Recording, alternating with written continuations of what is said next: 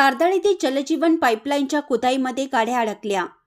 तारदाळ तालुका हातकणंगले जिल्हा कोल्हापूर तारदाळ येथे जलजीवन पाईपलाईनची खुदाईचं काम चौकामध्ये चालू असताना वाहनधारकांना मोठी कसरत करावी लागत आहे। तर खुदाईमधून गाडी कशीबशी काढून घ्यावी लागत आहे। गेले 15 दिवस झाले काम चालू आहे। पर्यायी रस्ता आहे पण पुरेसे वाहन जाता येत नसल्याने वाहतुकीची कोंडी होताना दिसत आहे। जलजीवनचे पाण्याची पाईपलाईन फुटाफुटी व दुरुस्तीचं काम चालू आहे। तर जलजीवन ठेकेदाराने लवकरात लवकर काम पूर्ण करावं अशी गावकऱ्यांच्याकडून सूर दिसत आहे। पाईपलाईन खुदाई केलेला रस्ता पूर्णपणे उखडला गेला असल्याने व रस्त्याकडील जी काही घरे व दुकाने आहेत त्यांना धुळीच्या साम्राज्यामुळे प्रदूषणात जास्त प्रमाणात वाढ झाला आहे।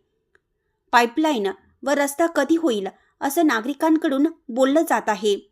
तर दररोजच्या या वर्दळीमुळे वाहनधारकांच्यात नाराजी व्यक्त होत आहे। लोकहिरा न्यूज करिता मार्तंड कांबळे।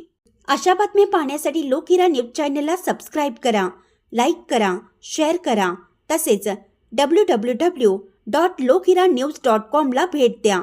धन्यवाद।